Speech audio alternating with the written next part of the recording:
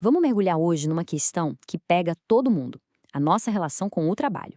E para isso, a gente vai usar um mito grego bem antigo como guia. Vamos tentar entender por que tantas vezes a gente se sente meio preso e como a tecnologia, por mais irônico que pareça, pode ser justamente a chave para a nossa libertação. Sabe aquela sensação de que a rotina é uma repetição sem fim? Acordar, trabalhar, voltar para casa, dormir e no dia seguinte, tudo de novo? Parece que a gente está sempre enxugando o gelo, um esforço danado que não leva a lugar nenhum. Mas afinal, de onde vem essa associação tão pesada que a gente faz com o trabalho? Olha, a resposta está na própria origem da palavra. Trabalho vem do latim tripalium. E o que era o tripalium? Basicamente um instrumento de tortura. Pois é, então essa sensação de sacrifício não é só impressão nossa, não. Ela está, de certa forma, gravada na essência da palavra que a gente usa para descrever boa parte da nossa vida. E para entender a profundidade dessa ideia, vamos fazer uma viagem lá para a Grécia Antiga. Vamos conhecer a figura que virou o maior símbolo do trabalho sem sentido. Esse aqui é Sísifo, um rei super conhecido pela sua inteligência, mas também pela sua malandragem. O cara era tão esperto que conseguiu enganar a própria morte. E não foi uma, foram duas vezes. Ele chegou a prender a morte e depois ainda convenceu os deuses a deixá-lo voltar para o mundo dos vivos.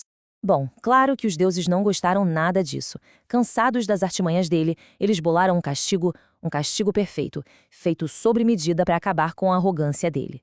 Sísifo foi condenado a uma tarefa de esforço monumental, empurrar uma pedra gigante até o topo de uma montanha.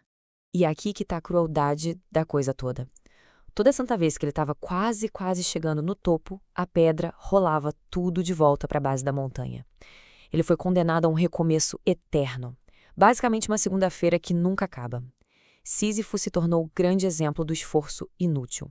Mas a história não termina aí nesse desespero. Séculos e séculos depois, um filósofo olhou para essa mesma condenação e enxergou algo totalmente diferente. Ele viu uma forma de rebelião. E aí o filósofo Albert Camus vira o jogo com essa frase provocadora. Como assim imaginar Sísifo feliz? Um cara condenado a uma tarefa absurda e sem propósito. Feliz? Como isso é possível?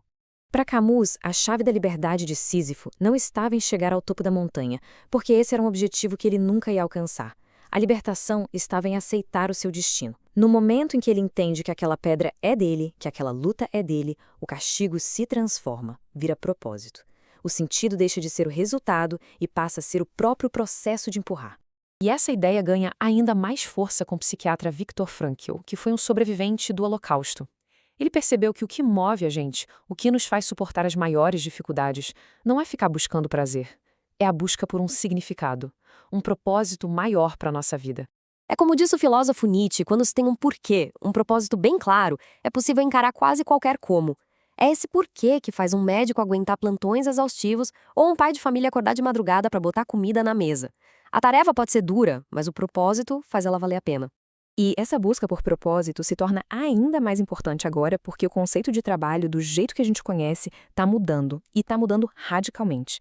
Aquele modelo antigo, sabe, focado em emprego fixo, em trocar horas da sua vida por um salário, ele está ficando para trás. O futuro parece apontar para um mundo onde o foco muda. Deixa de ser o emprego e passa a ser o tempo livre, a vida com propósito. E o valor não vai ser medido pelo quanto se produz, mas pelo quanto se transforma. O filósofo André Gorz já falava sobre isso décadas atrás. Ele dizia que a automação, a robotização, essa coisa toda que hoje está eliminando um monte de emprego repetitivo, não deveria ser vista como uma tragédia. Muito pelo contrário, pode ser a nossa grande chance de nos libertarmos da maldição de Sísifo, daquele trabalho sem sentido. Então, peraí, se as máquinas podem fazer o trabalho pesado, repetitivo, o que sobra pra gente? Como seria uma sociedade que não gira mais em torno do emprego? Uma das ferramentas que o pessoal propõe para essa transição é a renda básica universal. A ideia é bem simples: garante para todo mundo uma renda mínima para cobrir as necessidades básicas. Isso desvincula a sobrevivência da obrigação de ter um emprego a qualquer custo. Ok, a primeira coisa que vem à cabeça é quase sempre a mesma. Ué, mas se as pessoas receberem dinheiro sem precisar trabalhar, elas não vão simplesmente parar de fazer tudo? Vão virar um bando de ociosos? Acontece que os experimentos mais recentes indicam exatamente o contrário. E mais interessante de tudo, alguns desses estudos estão sendo financiados por gigantes da tecnologia, como a OpenAI e o Google. O que nos leva a uma pergunta: por que as mesmas empresas que estão criando a tecnologia que automatiza o trabalho estão tão interessadas em pesquisar uma rede de segurança para esse mundo pós-emprego? A resposta talvez seja que eles já estão enxergando o que vem por aí. Se as máquinas assumem as tarefas lógicas, repetitivas, o que sobra para nós?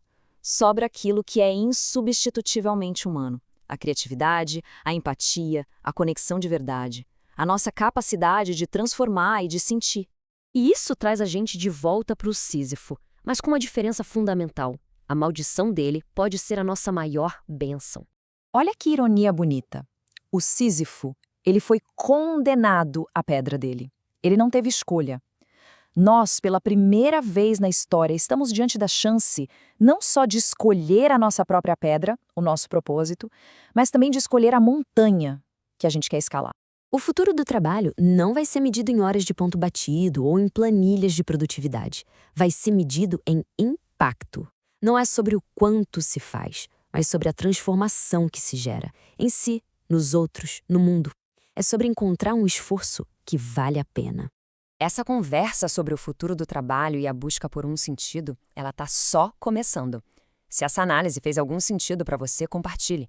Assim, essa reflexão pode alcançar e ajudar mais gente a repensar suas próprias pedras. Então, a pergunta final não é se a gente vai ter que empurrar uma pedra. É bem provável que sim. A verdadeira pergunta é qual delas nós vamos escolher. No mundo onde o trabalho sem sentido começa a desaparecer, a nossa tarefa mais importante se torna encontrar o próprio propósito. E essa é a grande questão que fica.